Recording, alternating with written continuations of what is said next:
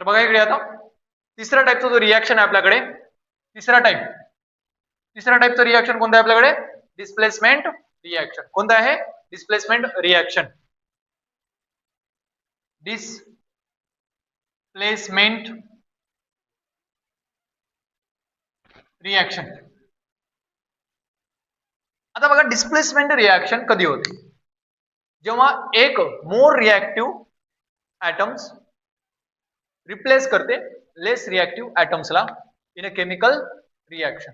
Understand? So जो more reactive element आहे ते काय करते? लेस रिॲक्टिव्ह एलिमेंटला काय करून टाकते? रिप्लेस करते, त्याची पोझिशन घेऊन टाकते. जसं की for example me general equation नुसार सांगतो.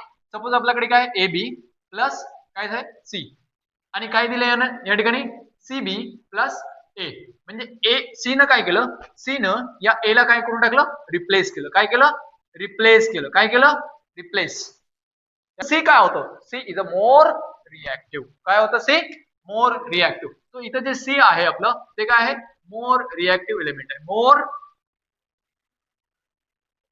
रिॲक्टिव्ह एलिमेंट किंवा ऍटम काही म्हणू शकतो.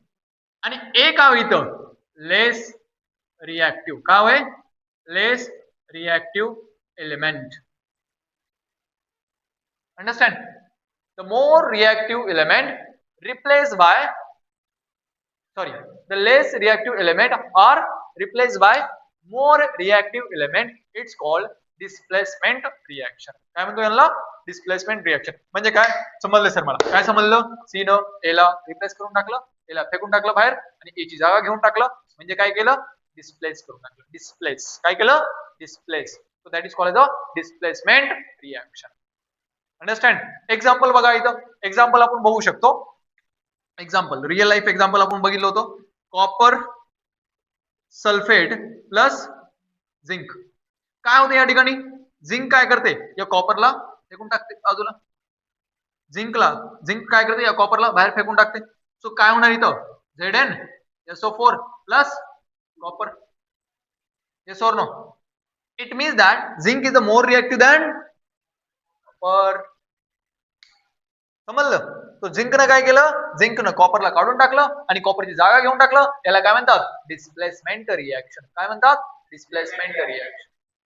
तो काय लिहिणार? डेफिनेशन काय लिहिणार? Wien the more reactive element replace the less reactive element is called displacement reaction. ठीक आहे? तो आपण डेफिनेशन लिहून घेऊ. हा हा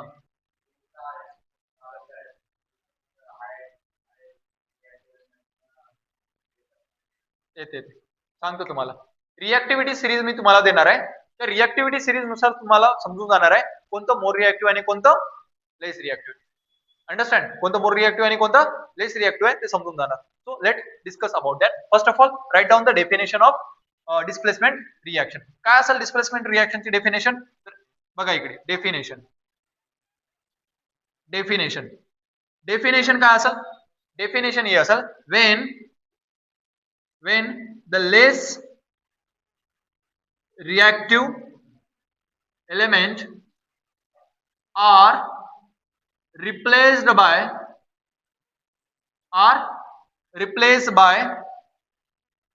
more reactive element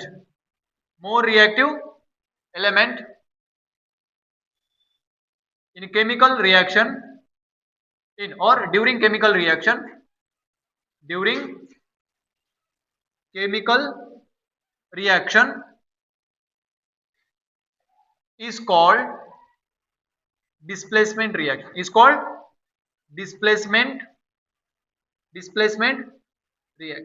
समजलं? जेव्हा लेस रिॲक्टिव्ह एलिमेंटला रिप्लेस करते. कोण रिप्लेस करते?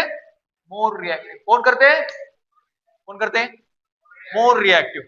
जेव्हा मोर रिॲक्टिव्ह मेटल किंवा मोर रिॲक्टिव्ह एलिमेंट लेस रिॲक्टिव्ह एलिमेंटला रिप्लेस करते, त्याची जागा घेऊन टाकते, त्याला बाहेर फेकून टाकते, त्याला काय म्हणतो आपण?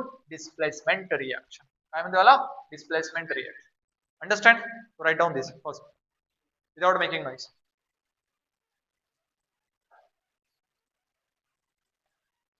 बघा पुढचं पुढचं एक्झाम्पल बघून घेऊ. हे पहिलं एक्झाम्पल होतं. दुसरा एक्झाम्पल बघा इथं. सपोज आपण काय केलो, कॉपर सल्फेट प्लस आयरन काय टाकलो याच्यामध्ये, आयरन. तर काय देणार आहे आपल्याला, FeSO4 प्लस कॉपर. काय दिलं, same reaction again. So iron is a more reactive than copper. तिसरा अजून एखादा, कॉपर सल्फेट प्लस लीड. तर काय झालं इथं, lead sulphate plus copper. Again lead का इथं मोर रिएक्टिव्ह दॅन कॉपर. चौथा एक्झाम्पल बघू शकता अजून तुम्ही या ठिकाणी, HCl plus zinc. HCl plus zinc. तर झिंक काय करणार, काढून फेकून टाकणार आणि काय करणार या ठिकाणी, ZnCl2 प्लस H2. लक्षात. अगेन काय झालं इथं, काय झालं इथं, डिस्प्लेसमेंट रिएक्शन.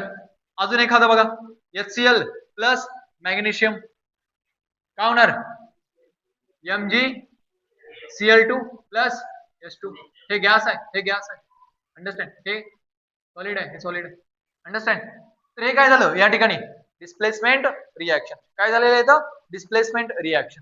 अंडरस्टँड. पुढे बघा अजून एखादं एक्झाम्पल बघू.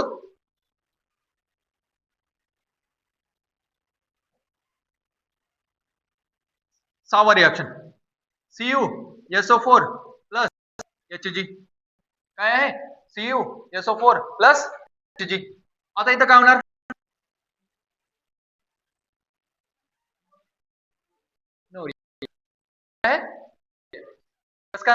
कारण की Hg is not more reactive than copper. Copper more reactive आहे कोणापेक्षा, म्हणजे याच्यामध्ये एवढी ताकदच नाही की त्यानं कॉपरला रिप्लेस कर. समजलं. कारण की का, कारण की हे काय आहे, लेस रिएक्टिव्ह कोणापेक्षा, कॉपरपेक्षा. आता सर आम्हाला कसं कळाव, हाऊ आय नो कोणतं आहे रिएक्टिव्ह, कोणतं आहे लेस रिएक्टिव्ह, कसं कळणार. तर बघा इकडे, तर सिंपल, पोटॅशियम मोर रिएक्टिव्ह दॅन सोडियम.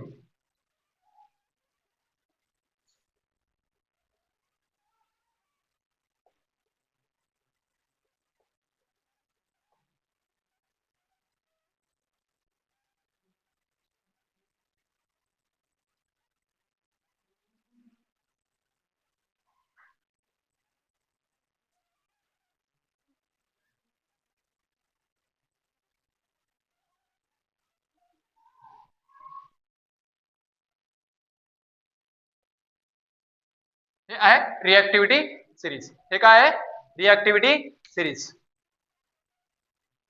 काय आहे, रिएक्टिव्हिटी सिरीज. काय इथं, potassium more reactive than sodium, sodium is more reactive than lithium, lithium is more reactive than calcium, calcium is more reactive than magnesium, magnesium is more reactive than aluminum, aluminum is more reactive than zinc, zinc is more reactive than iron, iron is more reactive than lead, lead is more reactive than hydrogen, hydrogen is more reactive than copper, is more reactive than mercury, mercury is more reactive than silver, silver is more reactive than gold, gold is more reactive than platinum. Al, Al aluminum म्हणतात, Ag आहे silver. हे काय आहे, Hg म्हणजे mercury. Hg म्हणजे काय, mercury. Okay, this is a reactivity series. Trick काय आहे, का ना ली का मग आली झुमका फे कोणी, ते कोणी बरेली की बाजार में, वाला एक बात आहे. त्याच्यानंतर तो तुम्ही ट्रिक तयार करू शकता. इथपर्यंत ट्रिक लक्षात ठेवा. So potassium more reactive than sodium, sodium is a more reactive than lithium, lithium is a more reactive than calcium, calcium is a more reactive than magnesium, magnesium is a more reactive than aluminum, aluminum is more reactive than zinc, zinc is more reactive than iron, iron is more reactive than lead, and lead is more reactive than hydrogen, hydrogen is more reactive than copper, copper is more reactive than mercury, mercury is more reactive than silver, silver is more reactive than gold, and gold is more reactive than understand. समजलं काय शिंदे साहेब, हो शिंदे साहेब.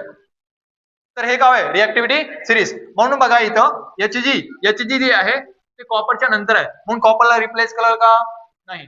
परंतु इथं बघा H आणि magnesium, magnesium पहिला आहे, magnesium पहिला कोणाच्या, हायड्रोजनच्या, म्हणून काय केलं, हायड्रोजनला रिप्लेस केलं. झिंक बघा, झिंक पहिला आहे कोणाच्या, हायड्रोजनच्या, रिप्लेस करू. अंडरस्टँड. सो हे काम आहे आपल्याकडे. आता बघा एक्झाम्पल, तुम्हाला दुसरं एक एक्झाम्पल देतो. ठीक आहे, हे आपले डिस्प्लेसमेंट रिएक्शनचे एक्झाम्पल्स आहेत. दुसरे एक एक्झाम्पल देतो इथं, 7वा एक्झाम्पल. मला सांगा FeSO4 प्लस Pb रिएक्शन होणार का? सांगा बरं. FeSO4 प्लस Pb होणार? होणार नाही. No reaction. Why? Iron is a more reactive than Pb. Pb म्हणजे काय? Lead. Understand? So in this reactivity series, the iron is a more reactive than lead, so that's why the lead can't replace the iron. So there is a no reaction. So जेव्हा कधी तुम्हाला परीक्षेमध्ये reaction दिलेले असते, chemical equation दिलेले असते, तेव्हा आपल्याला कळायला पाहिजे की रिएक्शन होते की नाही होत. जेव्हा कधी तुम्ही एक्झाम मध्ये गेला, लास्टच्या पेपरवर तिथे लिहून टाकायचं. काय लिहून टाकायचं? रिएक्टिव्हिटी सिरीज. आठवलं? कानालिका मगाली झुमका फेकोनी.